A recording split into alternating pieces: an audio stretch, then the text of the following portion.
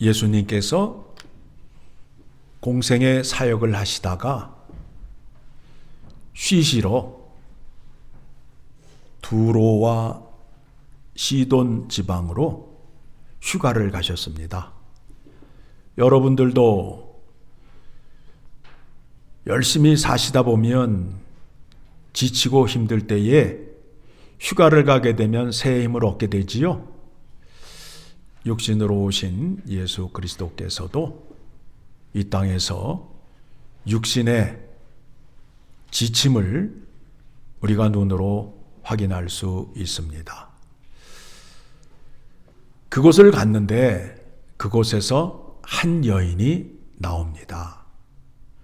그 여인은 어떤 문제를 들고 나오느냐 하면 그의 딸이 귀신이 들렸대요. 그래서 자신의 딸을 고쳐달라고 예수님 앞에 나왔습니다. 소리를 지르는 거예요. 뭐라고 소리를 지르죠? 주 다윗의 자손이여 나를 불쌍히 여기소서 하면서 소리를 지르는 거예요. 그랬더니 예수님은 가만히 계시고 제자들이 난리가 났어요. 저 여자가 뒤에서 시끄럽게 하니까 빨리 저 여자를 보내게 하소서. 그러니까 그때 예수님께서 말씀을 하십니다. 24절. 예수께서 대답하여 이르시되 나는 이스라엘 집에 잃어버린 양 외에는 다른 데로 보내심을 받지 아니하였노라 하시니, 지금 우리가 말씀을 살펴보면서 느끼는 것이 무엇이냐 하면 예수님께 질문을 하면 예수님은 그 질문에 대해서 바로 대답을 하지 않으신다. 이상한 대답을 자꾸 하시는 거예요. 좀 답답하지요? 그런데 그 말씀 속에 진리가 숨어져 있다라는 거예요. 그랬더니 여자가 와서 예수께 절하며 이르되 주여 저를 도우소서. 그러니까 대답하여 이르시되 자녀의 떡을 취하여 개들에게 던짐이 마땅하지 아니하니라. 예수님이 뭐라고 말씀하느냐 하면 나와 있는 여자에게 무한할 정도로 말씀을 하시는 거예요. 나는 이스라엘 땅에 보냄을 받았고 내가 주는 떡은 자녀들에게 주는 거지 개들에게 주는 것이 아니다 라고 말하고 있어요. 여러분, 만약에 여러분들이 주님 앞에 나왔는데 주님이 이와 같이 대답을 하시면 여러분의 마음은 어떠실 것 같아요? 상처받고 난리 나잖아요. 주님께 나아갔는데 주님이 이렇게 말을 한다고 그러면서 난리 날 거 아니에요. 그런데 이 여인은 어떻게 하고 있어요? 뭐라고 그래요? 여자가 이르되 주여 올소이다마는 개들도 제 주인의 상에서 떨어지는 부스러기를 먹나이다. 이렇게 대답을 하는 거예요. 여인이 뭐라고 그래요? 기다리면 나에게도 순서가 있다. 순서가 있다. 이 말을 들은 예수님께서 28절. 이에 예수께서 대답하여 이르시되 여자여 내 믿음이 크도다. 내 소원대로 되리라 하시니 그때로부터 그의 딸이 나으니라. 여러분, 지금 본문의 말씀을 여러분에게 다 소개해 드렸잖아요. 본문의 말씀을 살펴보았는데 여러분 생각에 과연 가나안 여인의 믿음이 크다고 판단하실 수 있어요? 가나안 여인의 믿음이 무엇 때문에 큰지를 생각해 보셔야 된다라는 겁니다. 그런데 예수님은 가나안 여인의 믿음이 크다라고 말하면서 네 소원대로 될지니라. 그래서 그의 딸이 고침을 받았다는 거 아니에요. 자, 우리들이 생각하는 믿음의 크기는 뭐예요? 방언 기도하는 거? 이 여인이 방언 기도하다 나왔어요? 40일 금식 기도한 거? 아니잖아요. 철야 많이 한 거? 아니잖아요. 우리의 판단의 기준은 이런 것들을 갖고 우리는 믿음이 크네 작으네 한단 말이에요. 심지어는 어느 교회를 가면 어떤 권사님은 나 기도하는 사람이니 나에게 이러라 저러라 말하지 마세요 하면서 협박하는 사람들도 있어요.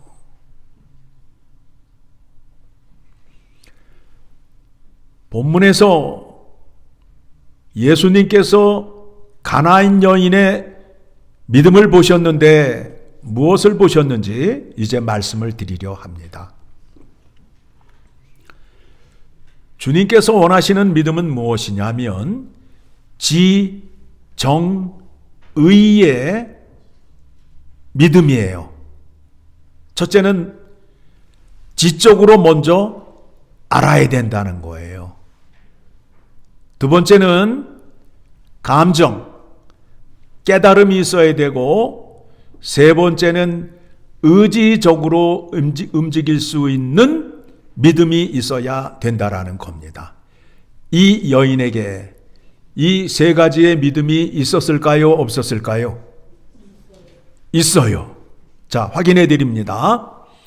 이 여인이 예수님 앞에 나올 때 예수님을 뭐라 부르며 나오지요? 주 다윗의 자손이요. 그러면 구약 성경에서 예수 그리스도가 이 땅에 오시는데 다윗의 자손으로 오실 것에 대한 지적인 것을 알고 있었다, 모르고 있었다? 알고 있었다.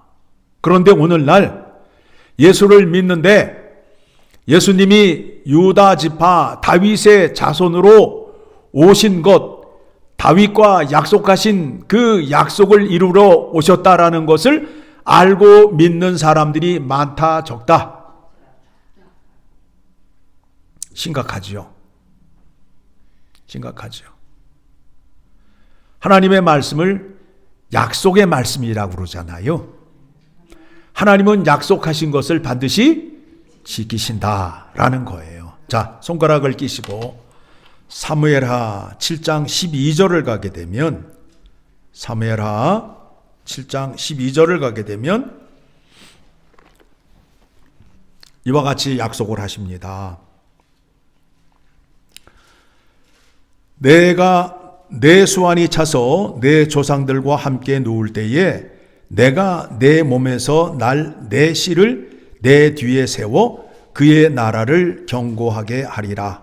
그는 내 이름을 위하여 집을 건축할 것이요 나는 그의 나라 왕위를 영원히 견고하게 하리라. 이 은혜가 이제 어떻게 임하느냐 하면 이사야서 9장 2절의 말씀을 보게 되면 하나님의 나라가, 하나님의 은혜가 이스라엘뿐만 아니라 이방 땅에도 온다라는 약속의 말씀을 우리에게 주셨어요. 이사야서 9장 2절. 흑암에 행하던 백성이 큰 빛을 보고 사망의 그늘질 땅에 거주하던 자에게 빛이 비치도다. 그러니까 지금 이 여인이 사는 동네가 어느 동네예요? 두로와 시돈이잖아요. 이 여인은 가나안 여인이라는 말이에요. 자, 가나안 사람들은 어떤 사람들이에요? 이스라엘 백성들이 가나안 땅을 들어갈 때 가나안 땅에 7 부족들이 살았잖아요. 그런데 이 사람들은 아주 악한 사람이었고 우상 숭배를 많이 했던 사람들이죠. 그래서 이스라엘 백성들이 그 땅에 들어가서 그 땅에 있는 사람들을 진멸하고 쫓아내었지요. 그 사람들이 가나안 땅에서 쫓겨나가서 사는 곳이 어디라고요? 두로와 시돈이란 말이에요. 그 사람들도 구원을 주신다라고 약속하셨단 말이에요. 이 여인이 이 여인이 하나님의 구원의 은혜를 기다리고 있었던 것 아니에요. 그래서 예수님이 두로와 시돈 지방에 왔을 때에 주 다윗의 자손이요 하며 나왔다라는 거예요. 그러니까 성경에서 약속한 말씀을 알고 주님 앞에 나왔다라는 거예요. 두 번째는 뭐죠? 감정적인 믿음이 있어야 된다라는 거예요. 즉 깨달음이 있음으로 인하여 회개와 회심을 할 수 있어야 된다라는 겁니다. 이 여인이 자기의 딸을 고치기 위해서 모든 방법과 수단을 동원했을까요? 안 했을까요? 했지요. 고쳤어요? 못 고쳤어요? 오직 이 병을 고쳐주실 분은 예수님밖에 없다라는 그 깨달음을 알고 주님 앞에 나와서 주님을 뭐라 불러요? 25절을 보게 되니까 주여 저를 도우소서. 주여 저를 도우소서. 예수님의 제자 가운데 죽을 때까지 주님이라 부르지 못한 사람이 있어요. 누구예요? 랍비라고 부르다 죽은 사람이 있다고요. 가룟 유다 아니에요. 왜 그래요? 예수님을 알지 못하였기 때문에. 예수님을 주님이라 부르지 못하였어요. 깨달음이 없었어요. 그래서 어떻게 했어요? 은 30에 예수님을 팔았잖아요. 오늘날에도 마찬가지예요. 예수님을 믿는데 예수님이 나의 주인이 됨을 깨닫지 못하고 믿는 사람들이 많다라는 거예요. 나의 주인이 되셔야 된다고요. 나의 모든 문제를 해결해 주실 수 있는 분이라고 믿고 믿음 생활을 해야 되는데 그렇지 못하는 사람들이 많다라는 겁니다. 세 번째 뭐죠? 의지적인 믿음이 있어야 될 거 아니에요. 25절 여자가 와서 예수께 절하며 이르되 예수님 앞에 무릎을 꿇고 엎드렸어요. 항복을 했어요.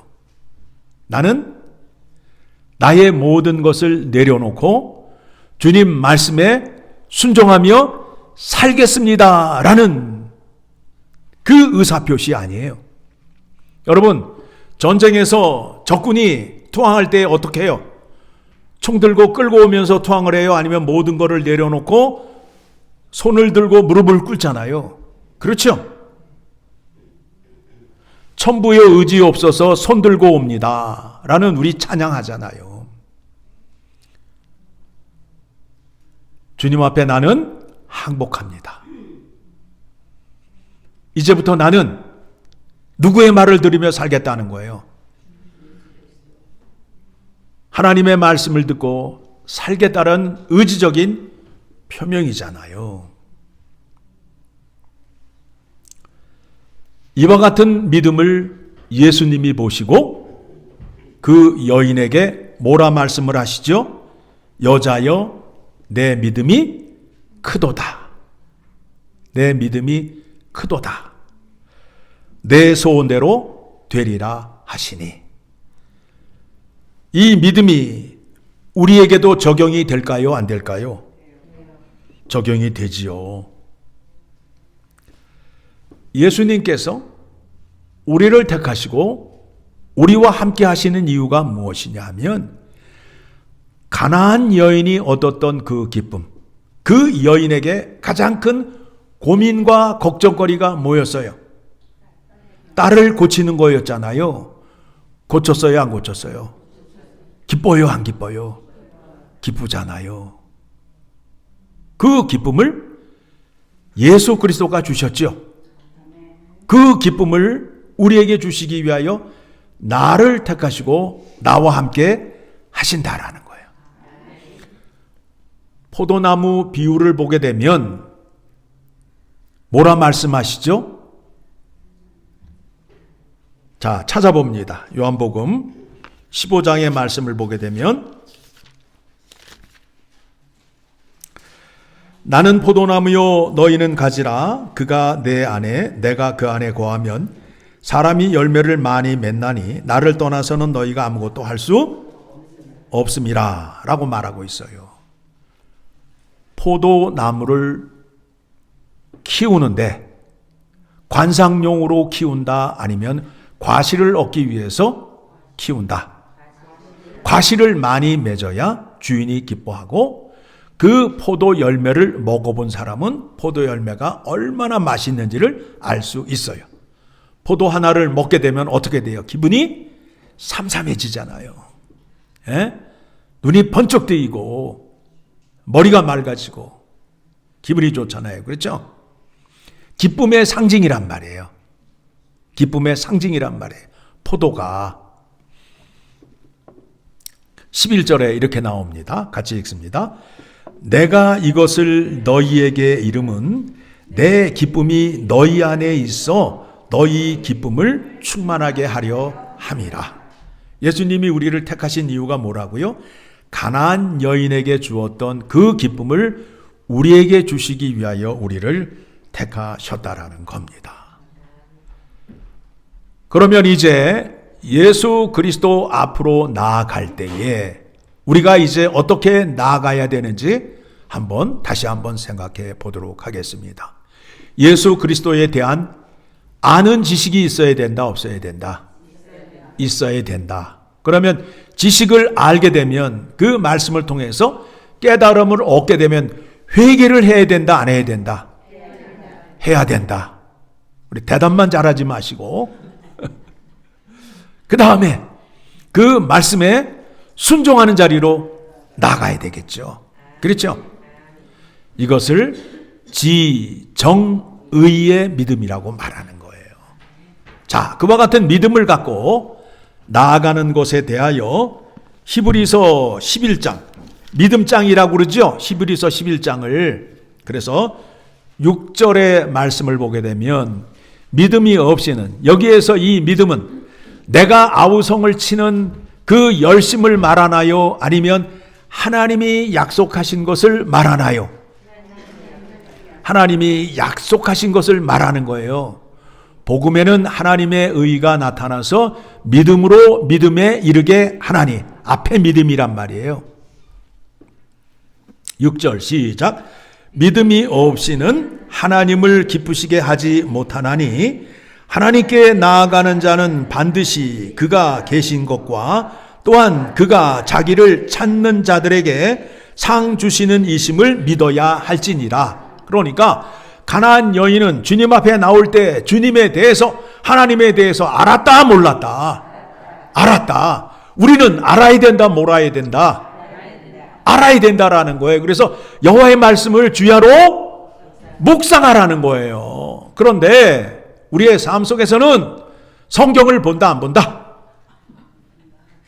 주일날 교회 갔다 와서 책상 위에 올려놓고 다음 주일까지 본다, 안 본다? 심각하잖아요. 하나님을 아는 지식이 있어야 될 거 아니에요. 있어야 될 거 아니에요. 그래서 하나님께 은혜를 받는데 아는 만큼 구할 수 있고 아는 만큼 얻을 수 있게 된다라는 거예요.